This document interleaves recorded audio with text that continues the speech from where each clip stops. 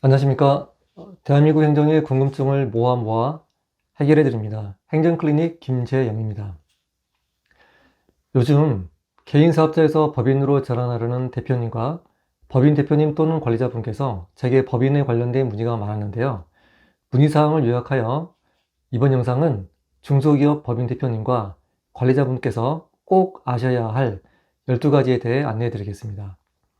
이 사항은 상법과 법인세법 위주의 사항이기 때문에 간단 제목으로 요약사항이며 항목별 세부사항은 추후 올려드리겠습니다. 이 항목을 통해 법인이 잘 운영되실 수 있었으면 좋겠습니다. 첫 번째, 정관 및 규정입니다. 정관은 법인이 꼭 갖춰야 할 바이블과 같은 형식이라고 보면 되겠습니다. 법인은 정관상 사업 목적에 맞는 사업을 영위해야 하는데 목적에 없는 사업 시 과세당국은 인정하지 않습니다. 또한 규정 없이 집행된 자금에 대한 불이익도 있습니다. 임직원에 대한 상여금 지급 시 비용 처리가 불인정될 수가 있고 과세 부담, 부당이익 계산 부인, 횡령 등이 있겠습니다. 세 번째, 임원의 구성입니다. 법인 설립 시 임원의 법적 위치는 근로기준법이 적용이 안 되며 비정규직입니다. 이에 따라 임원은 3법과 법인세법에 의한 보호 규정이 필수입니다. 즉, 등기와 비등기 등 보호해야 될 자와 아닌 자를 구분해야 되겠습니다. 세 번째, 주주 구성입니다. 법인 설립 시 100% 1인 주주인지 아니면 회사 설립 시 성과에 따른 적절한 지분 구성으로 지분을 구성을 해야 될 필요가 있겠습니다.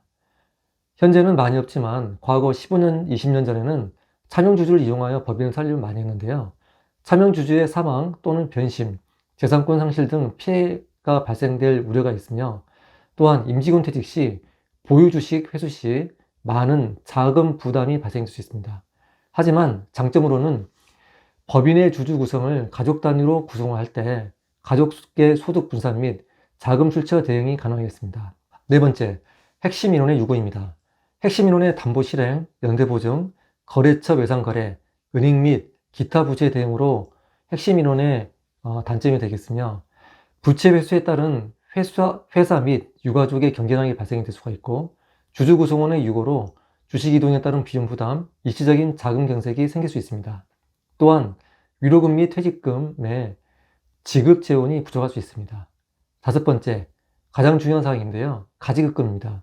이 가지급금은 인정이자 4.6%를 법인 대표가 법인의 납부의 의무가 발생이 되고 미납 시 대표이사의 상여 처리, 또한 대표이사의 소득세와 사대보험료가 증가되고 또한 법인의 과소득세가 포함이 되어 법인세를 증가시키는 원인이 되겠습니다. 또한 은행 대출금 이자 및 대손충당금 송금이 불산이 됩니다. 청산 시 상여의제, 법적 분쟁 시에는 대표가 횡령이나 유고 시에는 상속재산이 포함될 수 있습니다. 또한 금융기관의 신용평가 시 하락 요인이 되고 과세 관청에 요주의 기업이 선정이 될 수 있습니다. 여섯 번째, 가소금입니다. 과세 관청의 불인정으로 상여 처분 가능이 높으며 소득세 증가 요인이 됩니다. 이에 따라 법인과 대표이사 등 간에 명확한 금전 소비 대차를 공정하여 약정할 필요가 있습니다.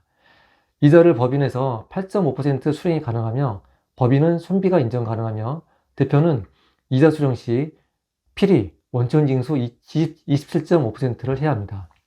일곱 번째, 이익잉여금입니다. 회사가 성장에 이익이 발생해도 마음 편하게 사회로 유출을 하지 못한다는 경우가 대부분입니다. 이 이익잉여금의 장점은 부채보다는 자산 비율이 높아져 재무구조가 좋아집니다. 배당에 의해 소득세율보다 상대적으로 낮은 세율에 법인세율이 적용되어 절세 효과가 있습니다. 하지만 단점으로는 자기자본과 순자산 가치도 증가되어 주식 가치를 올리는 결과가 발생이 되어 차후 가업승계를 위한 지분 이동, 차명주식 정리, 가지급금 과정에서 세금 폭탄의 우려가 있습니다. 기업 정리 및 폐업 시에 주주의 배당으로 간주하여 소득세 및 사대보험 등 2차 세금 부담이 있습니다.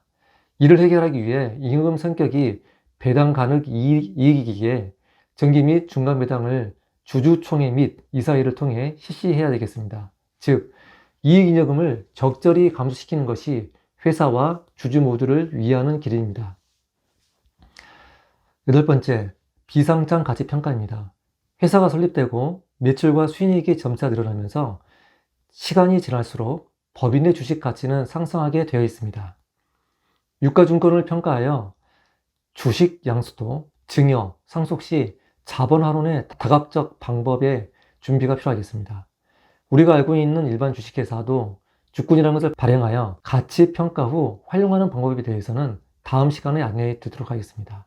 9번째, 법인의 유동자금입니다. 실물 자산 대비 금융자산은 항상 부족합니다. 매출 채권이 있다거나 재고 자산이 많다거나 유용 자산이 이에 해당하겠습니다. 대부분 대표님들의 고민은 현금이 필요할 때 없다 입니다. 안타깝습니다.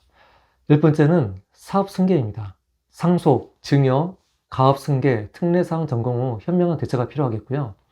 사전 준비가 부족하면 납부 재원 부족과 자금 출처 소명의 어려움으로 세금 폭탄에 놓이게 되겠습니다. 11번째, 필요 인증입니다. 기업부설연구소, ISO 9001, 14001, 이노비즈 인증, 녹색 인증 등 각종 인증에 시달리고 있습니다. 특히 조달청 마스에 등록하여 납품을 원하는 기업은 조달 인증으로 환경마크, 우수조달 제품 인증 등에 힘겨워하고 있습니다. 12번째, 기타 사항입니다. 직원 관리에 대한 위험 존재인데요. 어찌 보면 이게 기타 사항이라보다는 가장 중요한 사항이 되겠습니다. 즉, 인사 노무 업무로 근로, 취업규칙, 임금 설계 등을 규정에 맞게 시스템화 놓으시면 근로기준법에 벗어나지 않겠습니다. 정책자금 청구 방법에 대한 방안도 필요하고요. 회사별 업종에 따른 경쟁 속에서 영업활동 계속에 따른 영위 부담도 있습니다.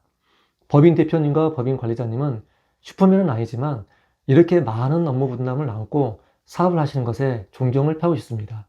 중소기업이 살아야 대한민국이 성장합니다.